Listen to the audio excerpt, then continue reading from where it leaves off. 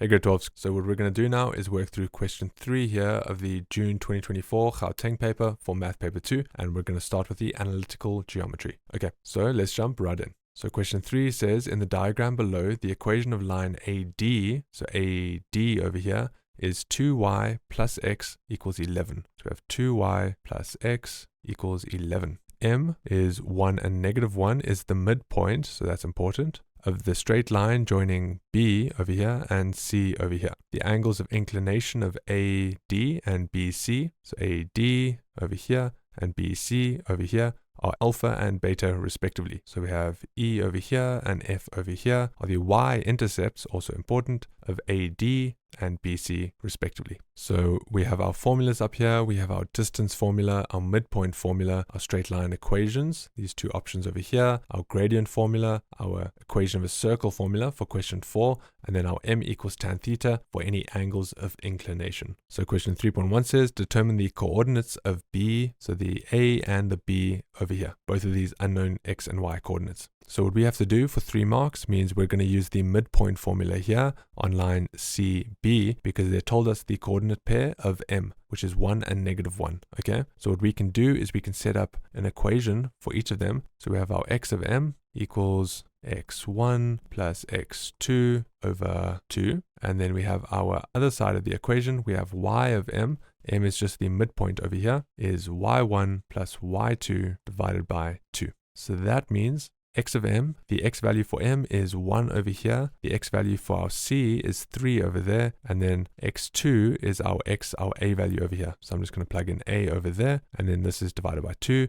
So we can go ahead and solve for this. So multiply the 2 up there. So we have 2, and then take the 3 over, minus 3 equals a. So our a value is minus 1 over here, and we can see that it is on the left side of our y-axis, which means a negative value is correct. It's just a way to verify that our calculation lines up with the way that it is plotted, which means we can do the same for ym. Our y value for m is -1, and this equals y1, which is 4 over there, plus y2, which is our b value over here, and then divided by 2. So we're going to solve it the same way, multiply the 2 up, which is -2, and then take the 4 over, it becomes a -4. So this equals b, and our b value is -6. So right now, the coordinates of b are -1 and -6. And that just earned us 3 marks. So from there, we have question 3.2, which says determine the gradient of BC. So BC is this line over here, and we have just calculated this point B over here. But if we take B or M or C for the gradient formula, it will all be correct because they are on the same straight line. So the gradient formula, as we can see here, is our M is y2 minus y1 over x2 minus x1. So we can just go ahead, write that down. So we have our formula over here. So our y2, I'm just going to use the points C and M over here. So we have 4 minus -1, so that becomes +1. 4 minus -1 is +1, and then that is over the 3 minus 1 over there for the x values. So we can go ahead, plug this in our calculator, and we have 5 over 2, and that'll be our final answer. So 5 over 2 is the gradient over here, and that just earned us 2 marks. And then from there, we have question 3.3, which says determine the size of theta correct to 1 decimal place. So as we can see, theta is over here, and what we need to do is we need to get this angle alpha over here, this angle beta over here, so that we can then do exterior angle of a triangle, because this angle plus this angle equals this angle over here. And the way that we do that whenever we're trying to get sizes of angles is m equals tan theta. So I'm going to go ahead and write that over here. So instead of theta, I'm just going to write alpha for this guy, just because we're going to get alpha first. So that means we need the gradient of this graph, and the way that we're going to get the gradient is by manipulating this formula over here, because what we can do is we can try and get this into standard form, and then we can get our gradient from our standard form, which is y equals mx plus c. So the m over here, once we manipulate this so that y is by itself with no numbers in front, will be our gradient. Okay, so what we can do is we can take this x over, so it becomes 2y equals minus x plus 11. Off the bat, I just put the x first, just so that it is in the standard position. And then from there, divide by 2. So we have y equals minus 1 over 2x plus 11 over 2. From there, as we mentioned, this is our m value, negative 1 over 2. So we can go ahead and plug this in over here, make this equal tan of alpha, and this will give us negative 26,56. Okay, so alpha's value is not that yet, because what has happened is we have a decreasing line. So the negative gradient means we're going to unwrap it this way. So what we have is this value over here. So we're just going to have to add 180 to get to this value over here. Okay, because once we add 180, we're doing angles on a straight line. This negative 26,56 plus 180 will give us the alpha over there. And our value for alpha is 153,43 degrees. So now that we have this angle over here, all we need to calculate is beta over there, and we're going to do the same thing over there, because in 1.3.2 we determined the gradient of BC. So if we're going to calculate this, we're going to say m equals tan beta. The tan beta over there, the gradient that we calculated in 1.3.2 was 5 over 2 over here. So we write that. We're going to use our calculator, divide by tan, just as we did the previous one. So we go shift tan 5 over 2, and this gives us 68,198. So we have 68,198 over there for our degrees. And because this was a positive value for tan, it is going to unwrap this way, anti-clockwise, and reach there.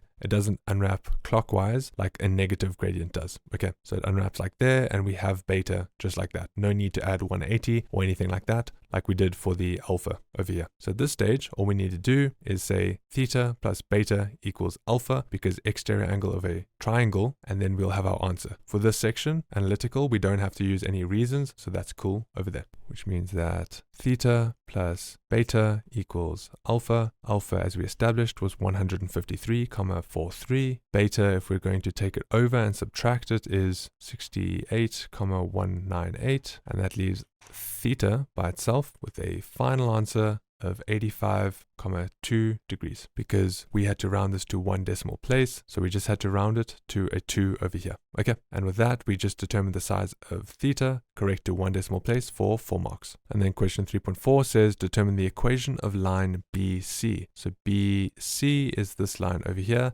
and we want the equation in the form of y equals mx plus c. So line BC, we already have the gradient of it, as we established from question 3.2. So we have a 5 over 2 over here for the gradient. The x is what we're going to plug in, and the y as well, so that we can solve the c value. Because once we have the c value, the y-intercept over there, we'll then have our full equation. So all we need to do is find a point on line BC to plug into this equation, the x and the y coordinate, and then we can solve for c. So what we can do is plug in this value here for m. The y value is negative 1, 5 over 2 is there, the x value is 1, so that's not going to change anything, and then c is here, which means 5 over 2 times 1 is just 5 over 2, which means if we take it over, it's minus 1 minus 5 over 2, which if we plug in our calculator is minus 7 over 2, and that is the value of c, which means for 2 marks we just need to rewrite it in its standard form. So we have y equals 5 over 2x minus 7 over 2. Cool, and that just earned us 2 marks to determine the equation of line BC. And then last question here, 3.5 says determine the area triangle CEF for 4 marks. So triangle CEF is over here, we have CEF over here, and we need to determine the area of it. Okay, so there will be 2 options. We can either use the trig and triangles formula, or we can use half base times perpendicular height. So the easiest way that I can see for this option is to go half base, which is our EF over here, times perpendicular height, which is the value from there all the way up to here. So perpendicular height requires a 90, and that's going from the base all the way to the highest peak, which is over here at coordinates C,